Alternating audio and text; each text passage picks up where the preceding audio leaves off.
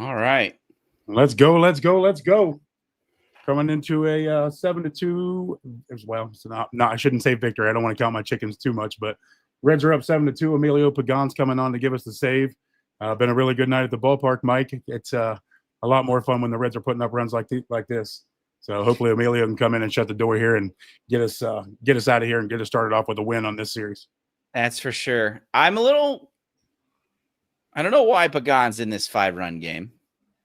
It's a little weird, but he hasn't. When was the last time he's pitched? Maybe he was just like, hey, I want to go because I haven't pitched in a while. Yeah, I haven't looked that one up. Let me see. But anyway, happy to see that the Reds are winning. That's for sure. Yeah, absolutely. Yeah, absolutely. Looks like.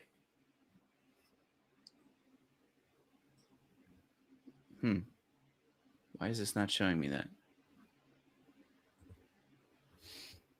Let me just look him up in. It's not showing it on that. Let's look him up in this. Go start Jansen off on a 1-1 count. He will be facing 7, 8, 9 here, so hopefully we can make just easy, quick work of this and get out of it without using too much of Pagán and have him available for the rest of the weekend.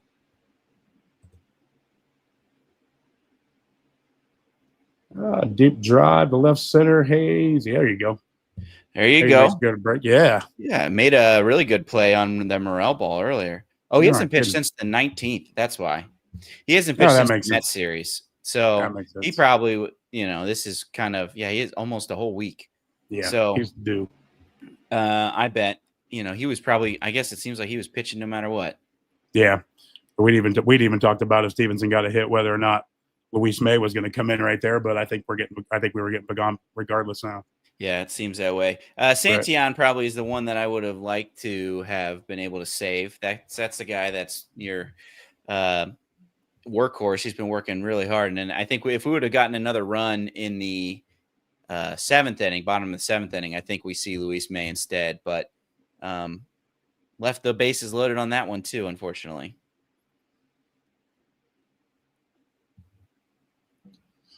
All right, got one out, 1-1 count on Walls. Walls is 1 for 3 today. Does have an RBI double in the 4th. Come on, Emilio. Yeah, that was. Yeah, we'll talk about it later, but I remember that was off of Martinez, and it felt like you had him.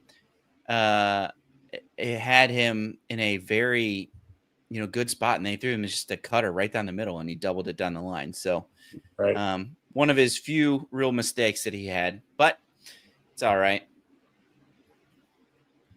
We got 2-2 now. Hopefully we're just keeping it boring for us tonight. Keeping it moving.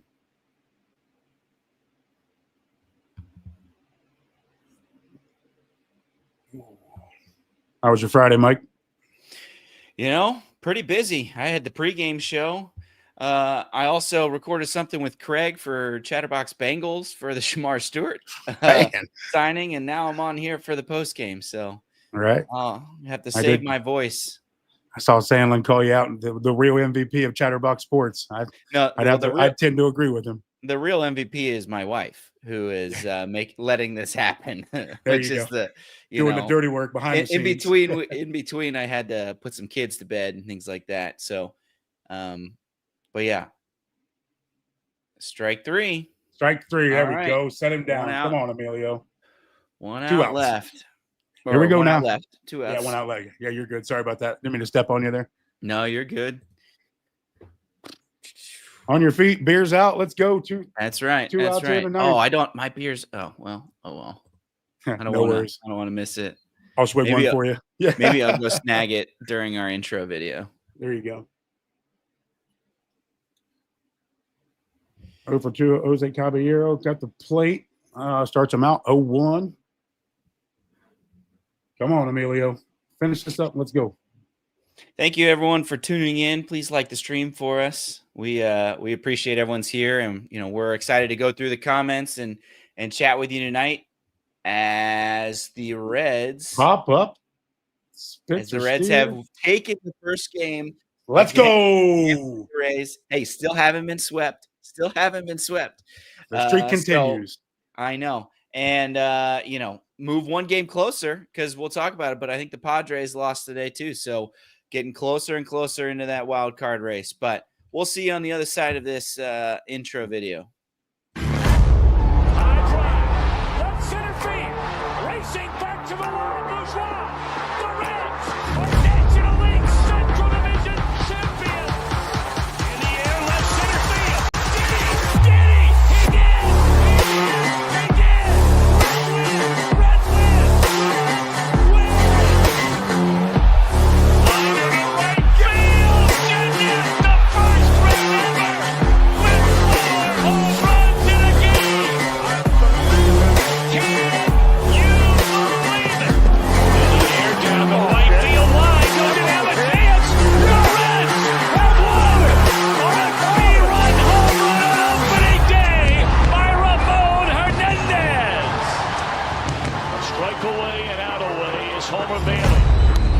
Ground ball to third. Frazier gloves. Throw to first and Homer Bailey for the second time in his major league career has tossed a no-hitter. Oh, are you kidding me? Holy moly, the second player in major league history to hit 7 home runs in the first 10 games. In the air and the Reds win. What a dream beginning to the career of Trey Bruce. Well, hey, what's up, everybody? Welcome back into another winning edition of Chatterbox Reds. Chatterbox Reds is your daily home for Cincinnati Reds content all season long. We are proudly sponsored by Deep South Commodities, your biofuel production specialist. Thanks as always to our friends at DSC. I'm Corey Phillips, joined tonight by the hardest working man at Chatterbox Sports, Mike Hart. Mike, give me your thoughts on today's 7-2 win, man. Man, exciting to see a relatively comfortable one too. Because 7-2 almost doesn't do it justice. It feels like we, left the bases loaded maybe 3 times. Felt like we could even have poured it on even more, but here we go. And I'm excited to not get swept. I'm excited to hopefully not lose this series to the Rays. Now, actually, I looked it up, and last time we played the Rays last year at this time, almost the exact same dates, and we lost 2 out of 3. Unfortunately, we won the first game and then lost the next 2. So let's turn that. We got Andrew Abbott. We got AAA All-Star Abbott going for us tomorrow. So hopefully we'll be able to turn that around. But overall today, it was a great night. We got contributions from tons of different people and, good pitching performance as well. Just a really good overall all-around win. Oh, absolutely. It was nice to see us be able to play a little bit of small ball, which brings a smile to my old guy Hart big time, and get the couple home runs when we absolutely needed them. Could have used a few more timely hits with the bases loaded, like you were saying. But overall, a really good night. It was good to see the bullpen come out and shut it down after a shorter performance, from Martinez. But 5 innings and 2 earned runs. So still a decent outing, kept us in the ball game. Nice to see our guys come in and shut the door in the back end and get this series started off with what's going to be a series win, if not a sweep, because we've got All-Star Andrew Abbott coming to the mound tomorrow, and I feel really good about our situation whenever he's on the mound. So a good start to the series, and let's give him a little box score recap and let them know what happened in today's game. All right. And so now we'll get into the box score recap presented by your fearless leader, Nick Kirby, who told you to please like the stream. That's what my sources are telling me. But this game started off a couple hits here or there, but it really began, or the scoring was started off by Tyler Stephenson, who in the bottom of the second inning hit a opposite field home run to right center field, his 8th of the year, to make it 1-0 Reds.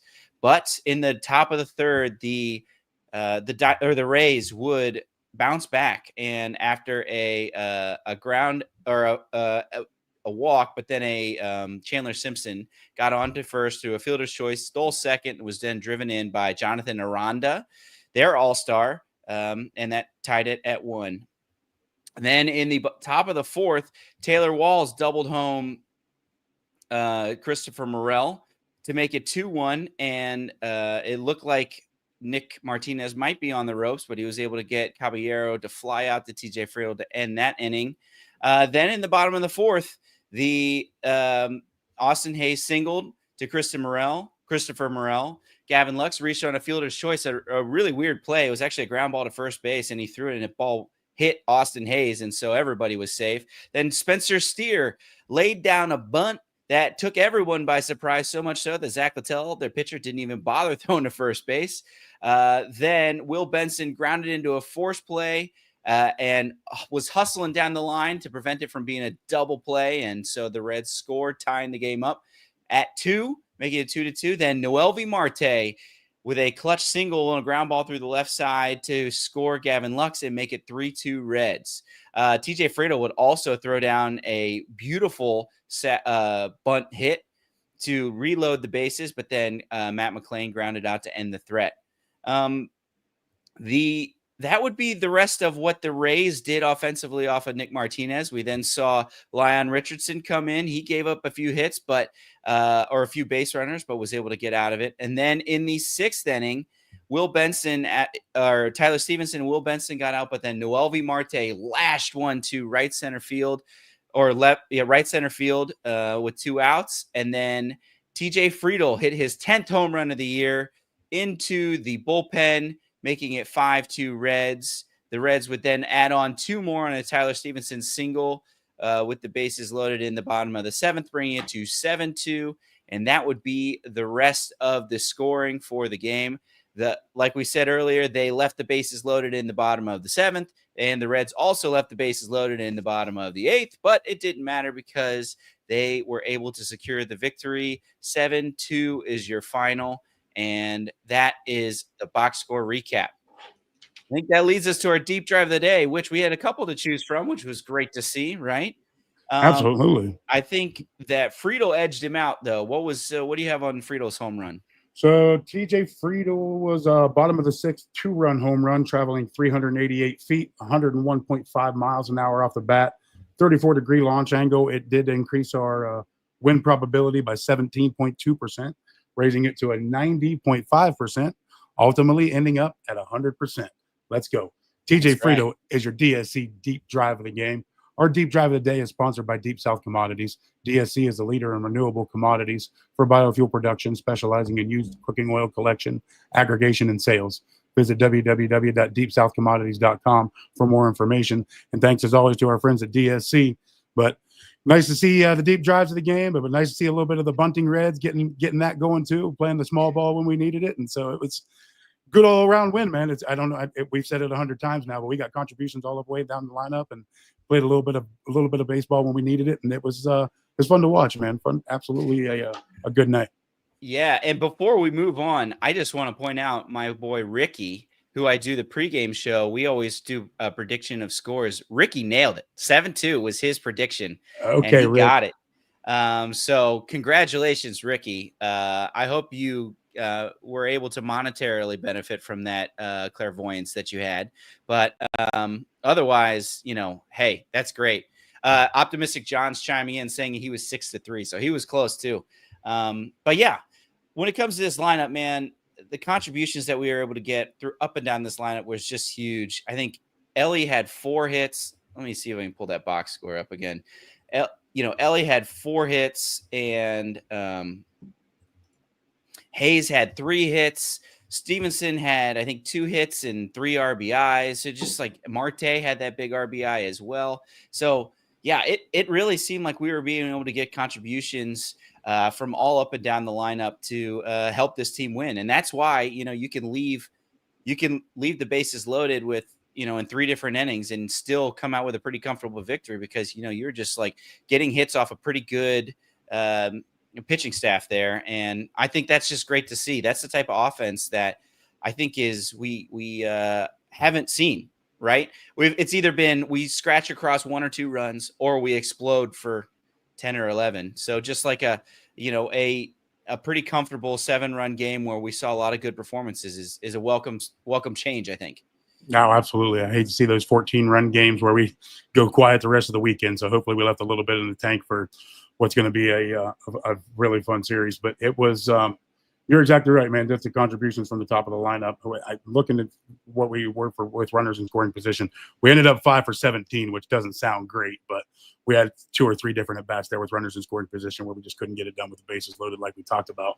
But getting it done 5 times when they only got it done twice, they were 2 for 8 with runners in scoring position, and we were 5 for 17. So that's going to get it done, and absolutely need crunch time pitching with our runners in scoring position, not giving up the earth shattering moments. There was a big spot there in the first inning, man. I felt like when Martinez, he threw a fastball in the inside corner. Looked like strike 3, got called a ball. Very next pitch comes back and gets a big strikeout right there with the speedy guy on third base. That felt like one of those innings where it could have got away from him after that big letdown on what should have been a called third strike. You kind of feel like it might get away from you. You put that guy on base and the inning gets away from you, but instead he was able to buckle down and get that strikeout. And I really felt that was a big kind of momentum shift right there, and it felt like what was going to be a grind for Nick Martinez. It kind of goes mute after he gives up a couple runs, but keeping it at those couple runs, not letting that one mistake get away from you, or that big momentum shift right there get away from you, absolutely played a big part in a good night for Martinez. Oh, absolutely. I mean, what we got from Martinez, so 2 earned runs in five innings.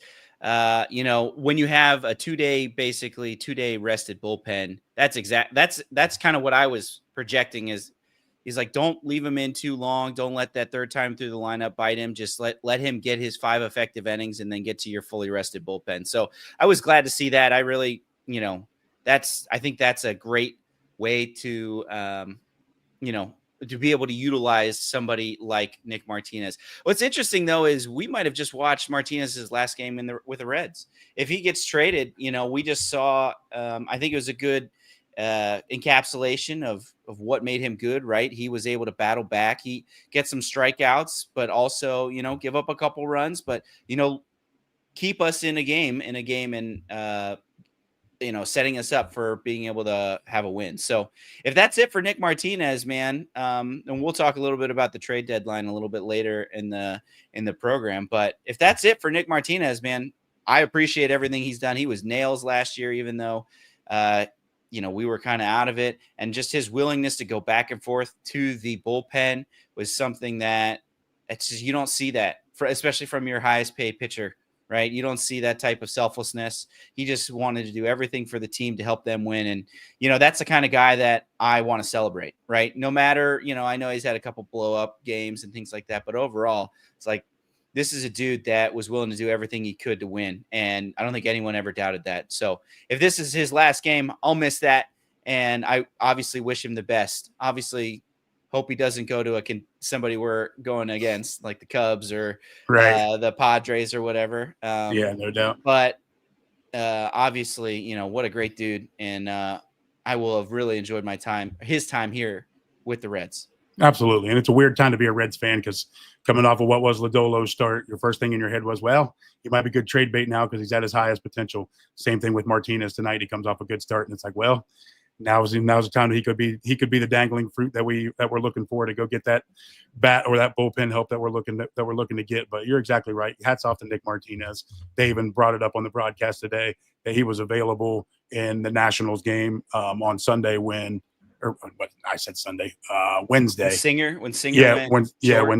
Lodolo actually went the whole distance. Yeah, he was available that day and told Tito, "I'm ready to go if you need me." Didn't need him because Lodolo threw an absolute gem. But it just goes to show, like what you were saying, the guy's an ultimate teammate, just a guy you want to have all around. So it hurts my heart as a Reds fan to talk about getting rid of guys like Nick Martinez because you do love the grit and stuff that he brings to the ballpark, but that's just the nature of the business. And like you say, we'll tip our cap to him if that's the last we've seen of Nick because he's been a consummate professional no matter what happens. Right. And I think we've also seen shots of him talking to people like Chase Burns and Andrew Abbott in the dugout too. I think that you can't really quantify with stats how he may have also helped these young pitchers along, so there's stuff like that is, it's invaluable. That's why people like Wade Miley hang around because they're just so willing to, pass it on to the other generation. Let's talk. We actually got a super chat. Our friend Ned Flanders dropped one in there for us. He said our 9-hole hitter is clutch. I think that's a good segue to What I wrote down is the Marte parte. Marte came through with a couple big hits and has really been hitting the ball really well since coming back from his injury. I think the fact that he's batting ninth, I saw some comments in here about batting ninth.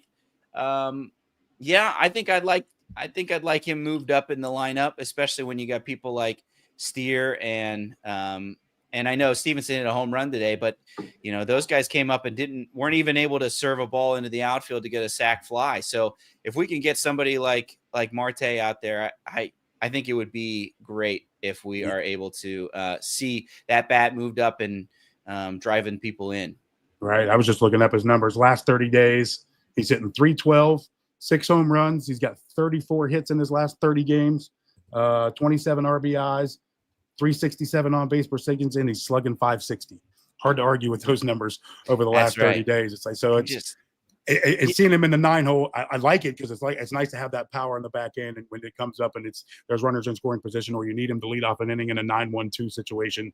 Yeah, it's nice to have that. But God, it'd be nice to see him in maybe what would be the 2-hole where we got an 0-for-5 tonight. But that's interesting. That is what I mean? Interesting. Yeah. I don't know exactly where you move him up to, but you're exactly right. It'd be nice to see that power up in the lineup a little bit. Yeah, batting in front of Elly and getting on base, and I don't know if they are going to be moving off of Matt McLain quite yet. I mean, he had a 6-game hitting streak coming into today. Obviously, he went 0-for-5, and that was pretty. Like he failed in a couple of pretty big spots, but I think that see, maybe even just like after, as protection for Elly, like, because we saw a situation here where they brought the lefty in for Elly De La Cruz and Gavin Lux, and the Reds kind of made him pay. Elly got his hit, right? But then Hayes also got a hit. And, you saw, I think we were able to score runs out, or if not, just completely fluster this left-handed pitcher that we, had going, that they had to counteract this lineup, and we were able to see some success against that. So, with people like Hayes, and if we bring Marte back in there, if they're able to show even more success against left-handed pitching, I think that's only going to be better for Elly. Just see some more protection. He'll probably see some more right-handed batters because they just don't want to have to face Hayes, Marte, Steer, whoever against left-handed pitching. So I think that is also a great thing that we can hopefully be able to get out of moving him closer or higher up the lineup. So I was shocked that he was down in the 9-hole, but hopefully we'll, some of this clutch hitting, we'll be able to see him moved up in the lineup, at least for what we can, the foreseeable future, as we try to win some of these series before the trade deadline. We got another super chat. It says, who do we think, or it's from Louis. Let me show it on the screen, actually. Louis Conduti. It says, who do you guys think so go first on the block? I think he's like, who would be first that we trade away? I believe so. Yeah, I believe that's what that one is. Sorry if that's not what your intention was with that question. Thanks for the super chat. But I think if it comes to who I think the Reds would trade away first, I think it's probably Jake Friedl is my guess. It's probably Friedl or Benson, but Friedl is the one that's going to be the most expensive next year. So I think they probably trade Friedl whether they choose to buy or sell. It's just kind of a redundant piece with Benson, and would be able to, you'd be able to basically put a right-hand platoon bat there, which, we can see with Santiago Espinal and Connor Joe pinch hitting in a spot against the left-handed pitching. Obviously, they both were able to get on, but I think you probably like somebody a little bit more, you'd like a better right-handed bat there as your big pinch hitter off the bench. But who do you think that the Reds will probably trade first if they are sending people out? If you would have asked me before today, I'd have told you Will Benson, because my guy just completely disappeared after saving our series against the Rockies. So I wasn't 100% sure what's going on there. But you bring up a good point with Jake Friedl. It's probably going to happen one way or the other, just because he is getting more expensive, facing arbitration after the season. That sort of thing. So you're probably right with Jake Friedl. After listening to the off-day show yesterday that Nick did with the guy's name is leaving me that quick, but I'll call him Redson4 from Twitter. Redson4, Mitch. Yeah, so he was fantastic. He brought up a good point with Lodolo and packaging him together to get a Jarren Duran or something like that. I think Lodolo might be right up there as far as trade bait and looking his best and trying to get the best out of what we can while he's looking his best. So I think Lodolo is right up there, as much as it hurts my heart to say that out loud. But I think our right fielders are also in play too, just to kind of go with that question. But I did want to give your boy Will Benson a little bit of flowers for hustling out that double play. Scores us a run right there. That's keeps true. us That's in a that great inning. point. After he got dogged for watching that triple too far, that's absolutely saved our season against the Colorado Rockies. He absolutely deserves his flowers for hustling out that double play and scoring that run. I believe that was the tying run at the time. So kudos to you, Mr. Benson. And then Marte drove in the run after him. So if he doesn't do that, that's 2 runs the Reds don't get. So absolutely. Yeah, absolutely. Kudos to the Reds. I think they did a lot of really good things there when it comes to, hustling things out. Even, Austin Hayes getting big in the baseline and taking one off the shoulder when Lux hit that ground ball and they threw it to him and it hit him off that fielder's choice earlier in that inning. You know what I'm talking about? Yeah. Where he throws and he gets it. Like those are, just being in the throwing path is stuff that, those are little things that the Reds are really going to need to do. If they're going to put on this extended winning streak, they're going to need to play good defense. I think Elly made a bunch of really slick plays that we don't even think about, but were not easy, whether it was turning that double play with Morel or when he charged another, he hit another one where he on, charged it and just very, very easily in one fluid motion put the ball in first base. So that, things like that they're going to need to do. They're going to need to do that if they're going to see some success. Absolutely, those are making baseball plays, and it's baseball plays when you absolutely need to have them, and you see them from guys like Hayes and guys like Gavin Lux. Those are always seasoned veterans that seem to be making those plays, and kind of goes right into what was our next topic, the bunting Reds. So that was kind of wild to see. I get as charged up for a good bunt that actually ends up in a base hit as I do for a home run. I'll be completely honest with you. I love watching Optimistic the small ball. John's right there with you, man. I'm giving him a let's go bunting, and the Tiger bunting, pump. bunting. And, yeah. So it was fun to watch, man, and it's just nice to know we can make baseball plays when we need them. Nice to know we've got that pop in our lineup when we still need it, because like Nick and Trey say all the time, that threat of the home run is what absolutely is going to get you over the top and win you ball games. But in a pinch, when you need it, it's nice to know guys can make a baseball play when you need it, because a sacrifice bunt goes overlooked sometimes, and man, is it nice to have. Yeah. So here, I'm not the kind of guy that says never bunt ever. There are people that are married to the statistics that say, hey, don't ever bunt. It's just giving outs away. Now, I think the situation for bunting, and I think all 3 of the situations that we saw bunt today are all situations that I feel okay about. The Steer one is probably the one that I'm like, I don't know if I want Steer bunting there. It ended up working out. But the reason why it worked was because I think they were so caught off guard that Spencer Steer would be bunting that, the third baseman was way out of the way. The pitcher picks the ball up and just doesn't. He probably could have thrown him at first, but I think he was just so surprised he didn't and ate it. So I'm okay with that every once in a while. What I don't want is that to be part of Steer's repertoire. I want Steer driving the ball to the outfield. Now, the Friedl bunt, I think this dude leads the league in bunt hits. This guy he's proven that he's an incredible bunter. And in the right situation, I'm fine with that bunt as well. It's just absolutely. Like, hey, there, let's go take it and, so let me ask you go for it. Do you think that's something TJ's seeing, especially with 2 outs? Do you think he's walking up and seeing that he's got enough room there at third base, so he just kind of makes that play on his own? I think so too. And I kind of like that out of TJ. I like that leader.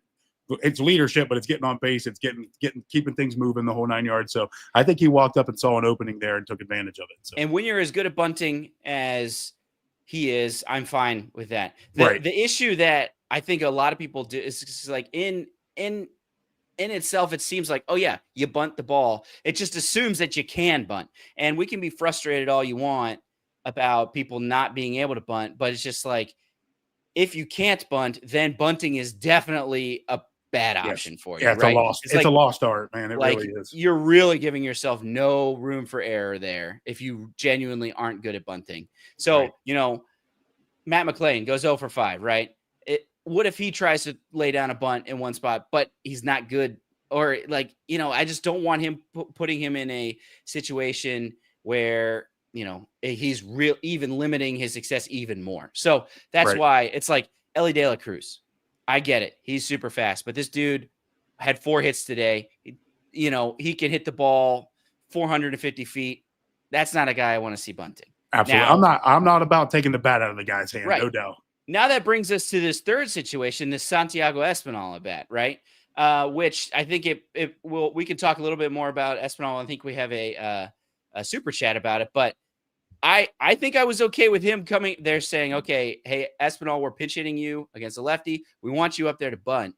And I think I'm okay with that too.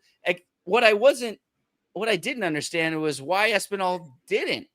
I get it. He pulled it back on balls, which is great. You don't want to bunt a bad pitch. You're gonna either pop it up or get it right to somebody, right? But then in the middle of that bat, he just takes a 91-mile-an-hour fastball, right, like on the inside corner, like he didn't even square. So I guess it ended up working out because he ended up drawing a walk.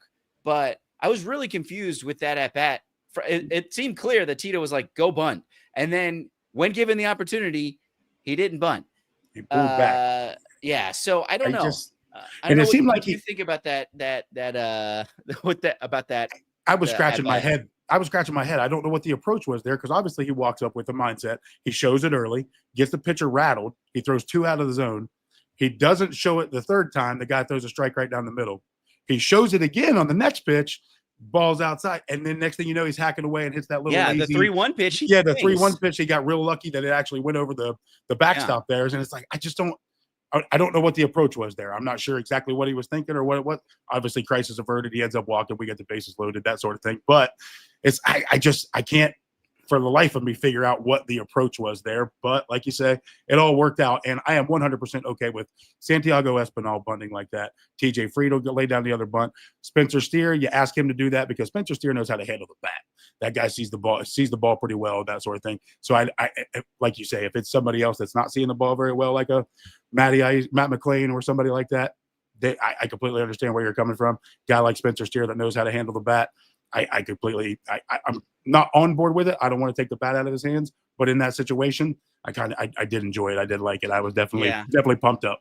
I hope we don't see 3 bunts a game for that's not going to happen. Right. But I think the situations in which we did it made mostly sense for 2 of them. And the third one I'll take, Right. So I don't think that we are going to be, I don't hope we don't turn into the bunting Reds. No. But I am all right with them being, being willing to, in the right situation, bunt.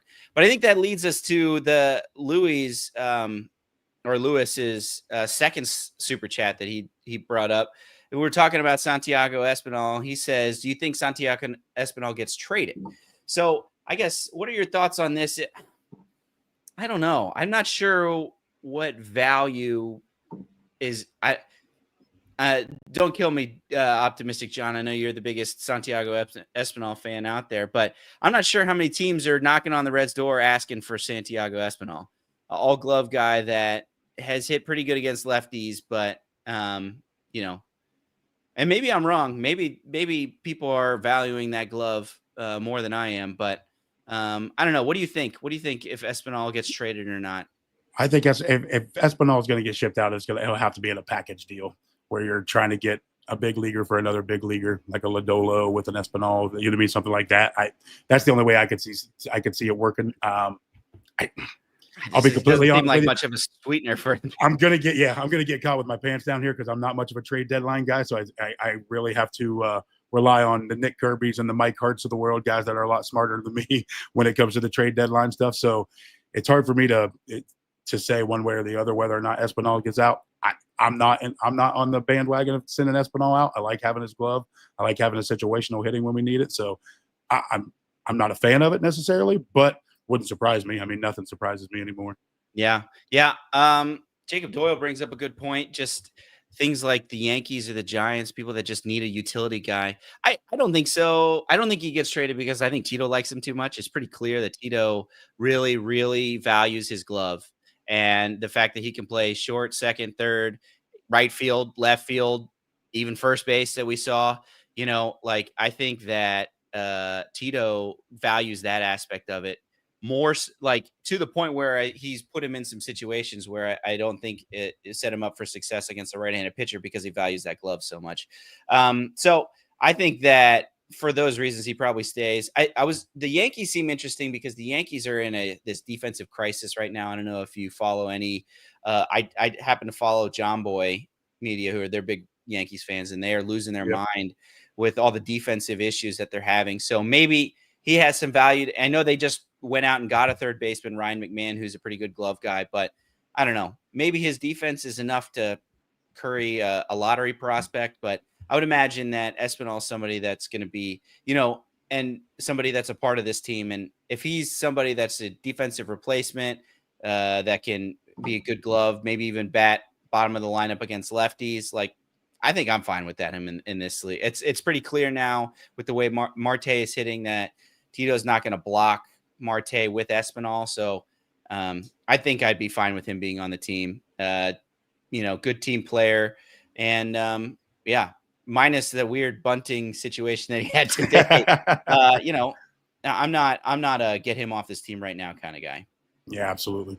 And it's always definitely a lot of emotion when you're talking about some of your favorite players and that sort of thing. And when you see your favorite players get traded away, it's hard not to get emotional sometimes. But we do always want to remind you that if you are down in the dumps, you can always call or text 988 anytime, day or night. The 988 Suicide Crisis Hotline is a place to get support for help for anything related to mental health, whether it's an immediate crisis, simply wanting to find out how to connect with care, or anything in between. 988 is a 100% confidential, secure, and anonymous way to reach out for help when you don't know where else to turn. To connect, call or text 988 or visit mantherapy.org to get help. Remember, it's okay not to be okay. Yeah. So getting into our next topic here, man. It's never a fun topic to talk about, but Elly leading the league in plate appearances with nobody on and 2 outs. That was your kind of stat. You want to get into that one? Yeah, sure. I think maybe Bryce Spalding, he mentioned he didn't even do the research. He's like, man, Elly's got to be leading the league in like batting with 2 outs and nobody on. And sure enough, when you look it up, he is. Wow. He's had 95 plate appearances this year where there's been 2 outs and nobody on. I haven't looked on how many of those are in the first inning, but he has 95. Jose Ramirez has 94, and Gunnar Henderson has 94 as well. So I guess we can use this while Elly's having a great year. I think it speaks to just the struggles we've had in the 2-hole, and even the struggles that Friedl has been having recently. He's been in a pretty big slump. Obviously, had the bunt hit in the home run today. Hopefully that is able to get him out of that slump that he's been in. But whoever we've been running out there batting second has really, really struggled. And I don't know, we had McLean's 0 for 5 today, and I'm not sure if we'll see him move down yet. It seems like Tito is he's wants to stick with his guy, wants to make sure that stuff stays there. It doesn't hurt his confidence. But I guess, what are your thoughts on the top 2 and how they've been able to produce in front of Elly? Yeah, I mean, when TJ was on that heater, it obviously produces our runs and makes the lineup look a lot better and fills the gap over what has been a glaring 2-hole. But by the same token, when TJ starts to struggle and you've got Matt McLean struggling behind him, it's like, like you say, he was on a 6-game hitting streak coming in, so you hate to ride the guy for an 0 for 5. You're going to have that every once in a while. So he has been producing a little bit more, but like you say, when you're talking about 95 at bats with 2 outs and no runners on, like that's not a good place to be in, especially for your 3-hole hitter. Of course, Trace and I were going to die on the hill of Elly not being the 3-hole hitter, but that's neither here nor there because, like you say, he's going to stick with his guys. He's going to stick with Elly in the 3-hole. I would honestly 100% be okay with taking Matt McLean out of the 2-hole, sliding everybody up 1. You stick Matt McLean in the 9-hole, and you got a good 9-1-2 rolling around. But that's neither here nor there. It's kind of beating a dead horse at this point. We've got to get more production out of our ones and our twos. And if Noelvi Marte keeps swinging the bat the way he is, I wouldn't be surprised to see him higher in the lineup, or at least get a chance at some point just to see what it looks like if Matt McLain takes a day off or something here or there, just to try to shake it up a little bit. Yeah, it's just been it's been puzzling how they've not been able to get production out of there, no matter who they put there. I think they've tried Lux there. I think they had Espinal there, obviously, for a little bit, and McLain has just really struggled. This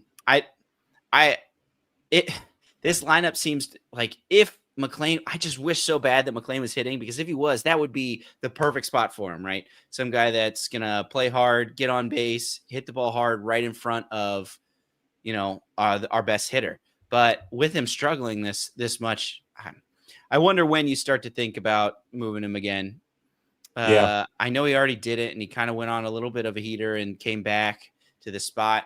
But I think, to be honest, people have said this before too, but if the Reds are going to make a run this year, I think they need to get production out of Matt McLain. So absolutely right. You're going to need production out of Matt McLain, but is Matt McLain, are we living off the pipe dream that was 2023 that Matt McLain's a two-hitter?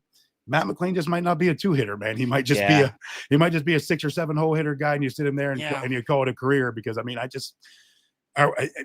want to see 2023 Matt McLain. We just haven't seen it besides the first couple weeks of this season where he went on an absolute tear. So I'm just not 100% sold, as much as it hurts my heart, man, because number 9 is my absolute favorite player. Yeah. You have no idea how much I love saying my 2 favorite players in Cincinnati were number 9. It's Joe Burrow and Matt McLain, and I absolutely love saying that. But watching my guys struggle from the 2-hole is hurting my heart just as much as it is I am a fan. So whatever we got to do to get that right.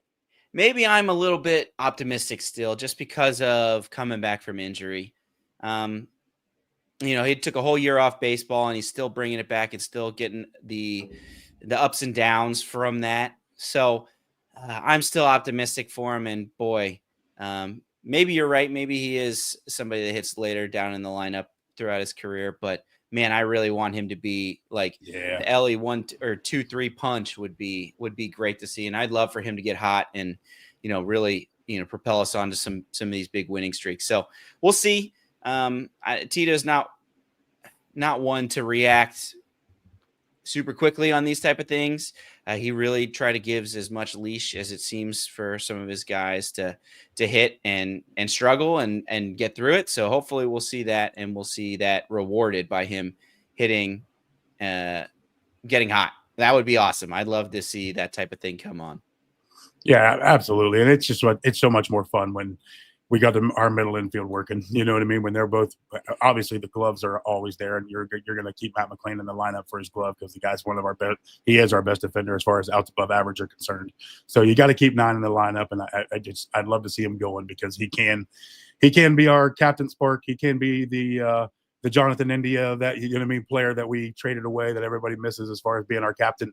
McLain can still be that guy. I think it's in there somewhere. Whatever we got to do to get it out of him, let's do it. Yeah. And I've seen in the chat a little bit too. There is, there's thought too that maybe if we go out and trade for somebody, we slot them into the 2-hole. I think maybe we can talk about this as an overall thing in the trade targets and things like that. But if we go out and get a right-handed bat, maybe that is who slots into the 2-hole, and we have bookended that person in Hayes in front or with Elly. So maybe that's something that happens. Maybe a Eugenio Suarez, maybe a somebody else that they go out and get. But I guess before we get to that, what are your thoughts? There's been a lot of talk here on Chatterbox here recently on whether or not the Reds should be buyers or sellers.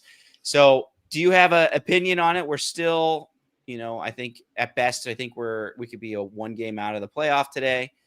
Do you think that we can, we can afford to be big time buyers, or should we sell and hope that our young guys can carry us? So what are your thoughts on this? I'm kind of, as much as you hate to be one way or the other, I'm just on the fence, man. I don't want to go all the way in and get rid of all of our prospects to just get beat in the first round of the playoffs. You know what I mean? But by the same token, I want to play meaningful baseball in September. I've said that from the beginning. As long as we're playing meaningful baseball in September, that's all that really matters. But what does that really mean? Does that mean we're kind of still in the hunt, scratching at the surface, and have now sold away all of our prospects to go get a guy that just didn't come through for us. I hate to see what that looks like. But being a diehard Reds fan, being in it, this, you know what I mean, after the All-Star break, playing decently well. I mean, are we playing our best baseball right now? Probably not, but 6-4 in our last 10, got 2 wins in a row.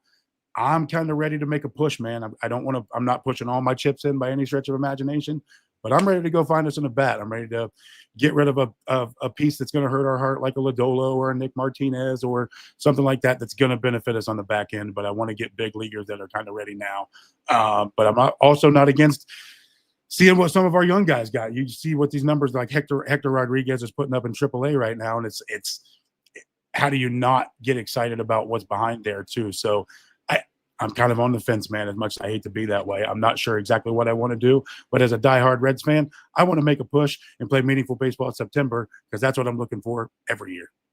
Yeah. And you talk about meaningful baseball. These past couple games have been so, like, it almost felt like a playoff atmosphere, at least in my head, you know, watching games that we basically need to win if we're going to convince them to buy. And that's why that national series to me hurts so much. And going out and getting a big win against a pretty good pitcher and a team that's the exact same record as you, so it's right in the hunt as well. Like, that's huge. I really, you know, today's win felt really big to me. I know it's weird to say, oh yeah, we were sellers and then we won this game. Now we're now let's buy. I also have like what I wish would happen, and then what I think the Reds are going to happen. They're going to do, right? I think the Reds are probably going to try to thread the needle a little bit with buy sell. Maybe sell off people like Jake Friedl, maybe even Nick Martinez, but then buy a right-handed bat, bullpen arms, and go from there, right? So we'll see. You do bring up a good point about the people in AAA. I think Rhys Hines hit another home run today. You know, part of me also thinks is like, what if we just sell Hayes and Fraley, and then we just bring up the young guys and say, all right, you get the job for the end of the year, till the end of the year. Let's see if we can carry that magic to the postseason. Yeah. And then really have an idea, you'll have a much better idea on Rhys Hines at the end of the year. You'll have a much better idea on maybe even CES or Noelvi Marte by the end of the year, so that next year we can be really all in to go and get it. Kind of similar to what Detroit did last year.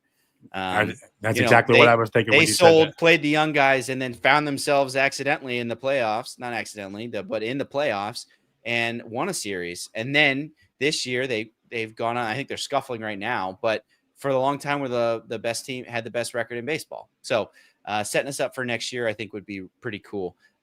But that being said, like, if we sold Austin Hayes, I would be devastated. I was like, this dude is great. He is, and he's hitting behind Elly. He's driving in runs. He's protecting him against left-handed pitching. And so, oh man, I don't know. I'm glad I don't have to make the decisions, because I could see an argument both ways. And I just want to see a winner. I know we don't want to mortgage the future for a couple wins in the playoffs, but boy, it would be great to go to a Reds playoff game. How awesome would that be? How electric would that be? The Bengals, start off the season fast, and the Reds make the playoffs. Like, Cincinnati would be buzzing if that would be the case. So I completely understand the emotions behind all of that. And we'll see. We'll see what they do. Are there any targets that you think that they need to go? We've talked a little bit about Suarez. One of the major players for Suarez, the Yankees just traded for a third baseman, so they seem to be probably out of it. I would imagine the Diamondbacks are asking for a king's ransom from the dude who's got 36 home runs. Yep. And so he feels out of the Reds' price range, but we'll see. I'm going to take the cheap. I'm going to take the cheap way out and just jump on the Nick Kirby train as far as the Eugenio Suarez. When he's available in the offseason, and you don't have to have the you don't have to have it'll be a lot. You'll get him a lot cheaper, man, especially on the hot streak that he's on now, because you could have got him at a cheaper rate probably a month ago, but the guys went on an absolute tear right now. So the price for Eugenio Suarez is just going to be way too high. I would love to see Gino at third base. The Cincinnati Reds fan in me is like, yes, but the price tag that's going to come with him, I just don't think it's worth it. I just Yeah. don't see that happening. But I think by the same the token, I've Reds, seen crazier things happen. yeah, I think the Reds get outbid, kind of like what happened with Josh Naylor. You know, Yeah. I think they might have been in there and just kind of got outbid for him. So unfortunately, I think some of these bigger people that we're seeing mutual interest. Do you know who it behooves to know that there's mutual interest with the Reds? It's the Diamondbacks. You know, the Diamondbacks are going to tell everyone who's listening that lots of teams want Eugenio Suarez Of because course. all that does is drive the price up. Yep. So I don't, obviously they'd like it, but come on. I think the Reds probably don't end up with Suarez, but maybe I'm wrong. Right. When it comes to bullpen, it feels like they're just kind of running on fumes. You can see the difference too when they get rest too. Santillan, I know he got hit in the arm there, but pitched a good outing there as well. When he gets enough rest, man, he's nasty. And I think the same thing of Barlow. I joked with Ricky that Barlow needed to have a kid for Tito to give him a break here. So it just feels like the timer on some of these guys, Barlow, Pagán, even Santillan, definitely Rogers, is like kind of running out. And you would like to have some reinforcements to be able to reinforce that. And if you're going to do anything in the playoffs, you need a bullpen, right? You need people you can trust. So I would like to see them go and get somebody, maybe multiple people, to really, let's replace Rogers. Let's just get a lefty and just say straight swap, get out of here. And then maybe even somebody for Lyon Richardson going down. Maybe that's May, but clearly he doesn't trust May enough to bring him in a 5-run game. So we'll see. I'd like to see some bullpen help there too. And then maybe if they do sell Martinez a starter, but you got to remember too, Hunter Green pitched a side session today. Also somebody who, if you can add him to the lineup and he can stay healthy for you, is your bona fide ace. And you can be even more like that's better than anything you could bring in a trade deadline.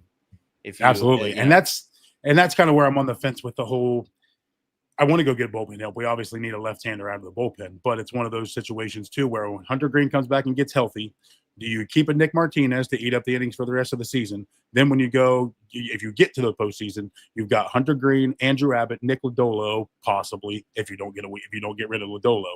Then you've got Nick Martinez coming out of the bullpen as well. So you go get a left-hander, you add Martinez to the bullpen, you're going to win in the playoffs with your bench and your bullpen, and that doesn't sound like a too bad of a deal. But at the same token, is that worth leveraging what is Nick Lodolo and Nick Martinez's trade value to add to the future? I'm glad I'm not the one that has to make these decisions because, man, it's tough.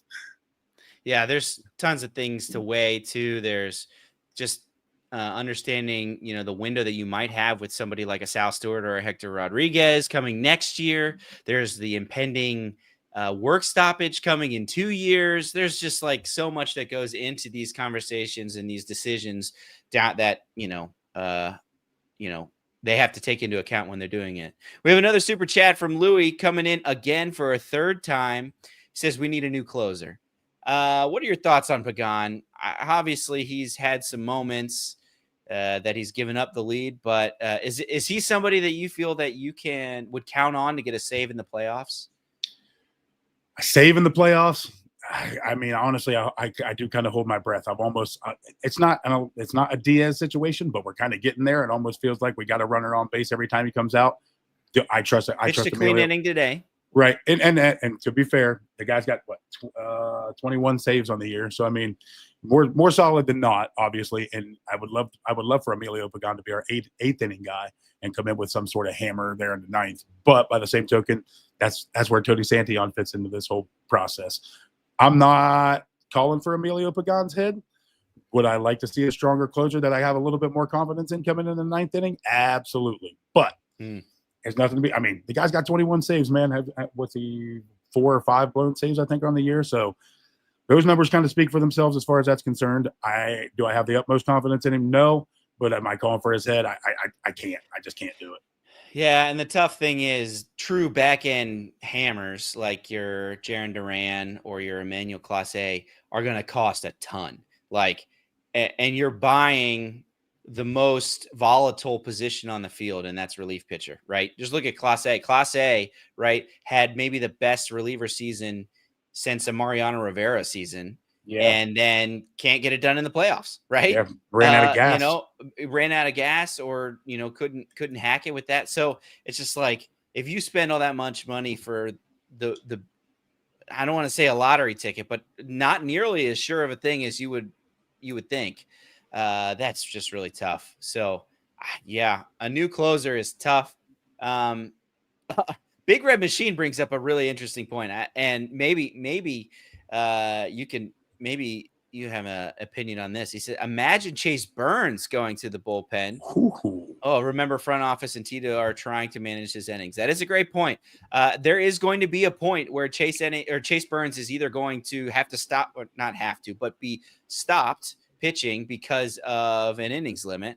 And hopefully by then we'll have Hunter Green back, or maybe even Rhett Lauder back, or something like that, to be able to take that into account. But that is an interesting idea. Now, bringing him to the bullpen bolsters it, I think, because, man, he is absolutely nasty, especially first time through the lineup. But is he got the makeup to come in as the closer? We've heard Cowboy talk about how that is something that just having to get the last 3 outs of the ninth inning is such a different mindset, and it takes certain makeup to be able to do that. So, do you think maybe Chase Burns would be an option for bolstering that bullpen? Right now, we absolutely need him in the rotation. But what are your thoughts on that potential situation? That is a very, very interesting thought, because the guy is absolutely nasty, and like you say, being on the innings count, but he loves the big situations. I mean, the guy wants to come in, and there's no bigger situation than the end of the ball game. I wouldn't necessarily throw him into a closer's role, but start bringing him in the 7th, 8th, and 9th, and start relieving Pagán and Ashcraft and Santillan, so we can get some of the best out of those guys when we absolutely need them. Now we're talking, man. I kind of like it. And I'll even throw one more at you, and I'm literally just pulling this a rabbit out of my hat, so I'll probably get drilled for it. But even like a Rhett Lauder. Rhett Lauder's making it, getting ready to throw bullpen sessions in the ACL and that sort of stuff. Could he's somebody could be ready to give us useful innings out of the bullpen and down the stretch if we absolutely need him. It's definitely a possibility. But like you say, obviously your options are not unlimited, but you've got more options than not. Yeah, and Rhett Lauder would be further down the line. I think he just started throwing again. So, but, when that's the case, you need time to get built up, and maybe they could take advantage of him in the bullpen doing that, or something like that. I don't know. That's an interesting thought too. I think we'd be a little bit further away for Rhett Lauder. Right. I wouldn't, if they said, hey, this is our strategy, I wouldn't be killing them for it.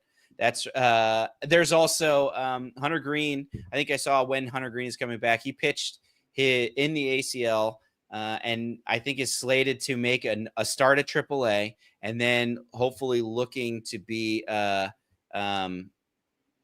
Pittsburgh series when he would get a start. So who knows? Right. I just want him to be healthy. I want him to get all the way healthy. I want him to be able to trust his body and be able to throw cheese, because, when he is healthy, he looks great. And boy, that would be a nice shot in the arm to get, one of the best pitchers in the country to come in and add to your rotation. So boy, that would be awesome to see. Before we get into anything else for tomorrow's game, I just wanted to highlight a few things for Reds MILB. I know we don't normally do that on this one, but there were some real notable things that happened here. So first off, Tyson Lewis, I don't know if you've probably heard Nick talking about him. He was promoted to Daytona, and he hit a monster, I think 347 or 337 foot home run in his very first at bat. Just absolutely mashed the ball. Daytona actually went on to win 12-8. I think he had another RBI double as well in that game. They won 12-8 over the Cardinals high or low A affiliate. Tyson Lewis went 2 for 6 with 2 RBI and 3 runs scored. Alfredo Duno went 5 for 2 with 5 for 2, 2 for 5 with RBI and a run scored. And then 12 runs to go and beat the the Cardinals affiliate there. So that was I just wanted to point that one out. And then also in AAA, Louisville came and they had, like you mentioned, Hector Rodriguez batting second. Went 3 for 4 with a run scored, an RBI, and a walk, batting a cool 458 since being called up to AAA against the Iowa Cubs. So that's pretty good. They walked it off in the bottom of the ninth with a it looks like Sal Stewart grounded into a double play, but Reese and that was what scored the tying run. Francisco Urbaya singled and drove in Levi Jordan to win the game in the bottom of the ninth there. So they won 6-5. Sal Stewart, looks like he went 0 for 4, but he had an RBI grounded into double play. And Reese Hines also hit another home run, went 2 for 3. So Encarnacion Strand went 0 for 4 as the Bats beat the Iowa Cubs 6-5. The Chattanooga won their first game 6-2, 6-2, and Dayton beat the South Bend Cubs 4-1. So the DSL teams both lost, but all of our affiliates, high A, low A, double A, triple A, they all won today. So along with the big squad. So that's just great to see. We're seeing winning all up and down the organization. You're absolutely right. We actually got some help. At least the big squad got some help tonight from our compadres in the wild card chase. We think here we went to the National League Central scores. The Marlins beat the Brewers 5-1. Your Arizona Diamondbacks beat the Pirates 1-0 in 11. St. Louis Cardinals beat the San Diego Padres, doing us a big solid. That's an absolutely huge game. And your Chicago White Sox actually trounced the Chicago Cubs. Look at that. 12-5. So got a lot of help, man. And looking at your wild card standings right now, your Cincinnati Reds at 54-50 are 1 game out of a wild card spot. The Reds are 1 game out of a playoff spot. So it's really hard for me as a Reds fan not to want to push all the cards or push all our chips in the middle of the table, but I don't want to get too hasty all at the same time. So I'm glad there's somebody else smarter than I am making the decisions. It's not as emotionally connected as I am. That's for sure. Yeah, absolutely. Yeah, let's go out and win. Let's just sweep. Let's do that. Let's just sweep them. And then when we're rolling in on the 29th for the Chatterbox night at Smoke Justice and at the ballpark, we're riding a long winning streak. Corey T, are you going to be there for that? For the absolutely night? I'll be there too. Yes. Remember, it is July 29th, Tuesday night, starting at 4:30 at Smoke Justice, right across the river. And then after that, we're going to do a little bit of a pregame show there, meet and greet. I think the first 50 people there get a Chatterbox Reds t-shirt. So let's back out this new sponsors venue. We'll eat some smoked meats, drink some tasty bourbon, and then walk over to the Reds or to the Great American Ballpark, where we'll be hopefully beating Shohei Ohtani and the Dodgers. Yes, sir. Struggling a little bit right now. I saw Mookie Betts is day-to-day. Freddie Freeman just get a hit on the hand. But, let's just go on a win streak here, Corey. Let's just leave no doubt that we are contenders for the playoffs this year. How do you like that? I absolutely love it, man. Especially with we're calling him AAA now, All-Star Andrew Abbott coming to the mound tomorrow. You got to love your chances when Andrew Abbott's on the mound. But he'll be going up against Ryan Pepio. Am I saying that right? Yeah, Pepio. Yeah, Ryan Pepio. Looking through some of his numbers, his 6-8 win-loss record doesn't do him justice. 3.59 ERA. But I was looking through his numbers. He's got 118 strikeouts and 120 innings pitched. So pretty good, no doubt. He does have. He was the centerpiece in the Tyler Glasnow trade when they traded Glasnow to the Dodgers. He came from the Dodgers to the Rays and has been a win is not always a pitcher stat, right? Right. Absolutely. It has to do with run support and things like that. But boy, 3.59 ERA that's pretty good. That's like Nick Lodolo-esque. Only one run worse than Andrew Abbott. Right. Absolutely. And that's exactly it. So he does, he's in the plus 30 range in walks though. So it might be effectively wild. So hopefully we can get the pitch count up and get to working to him and actually get to that bullpen. I know we worked the arm off of the one left-hander. So there's only another couple left-handers in their Yeah. in their bullpen. So hopefully we can take advantage of that and use it to our advantage and get another big win tomorrow. What do you think? Yeah, I'd like that too. They got Shane Baz going on Sunday, who is not as good. He's more of a younger prospecty type guy. So if we could steal a win against Pepio and go for the sweep against Baz, boy, that would be the vibes would be high in Cincinnati. That's for sure. Hopefully exciting time. We got one more super chat. Michael Rolfe coming in here right before the end, right under the wire. Bloom, your Elly jersey is on the way because the Reds hate Ricky Karsher.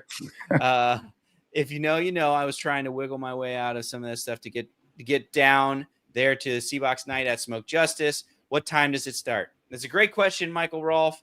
It starts at 4:30, and I think it's going to go 4:30 to 6:30 officially, and then we're going to walk over to the game.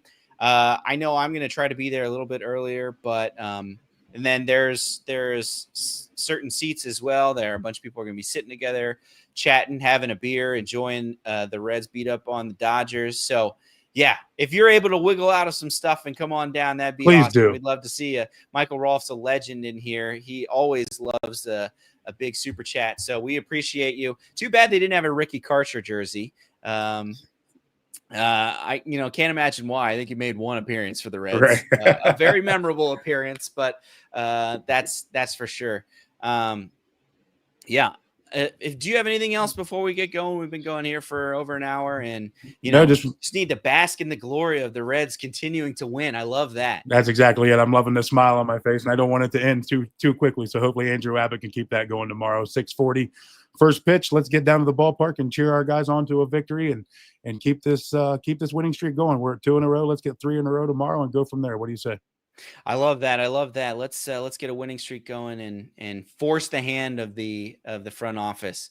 Go get us another right-handed bat and a couple left-handed relievers. How about that? Sounds good to me, brother. But you know what we say. As always, go Reds. Go Reds.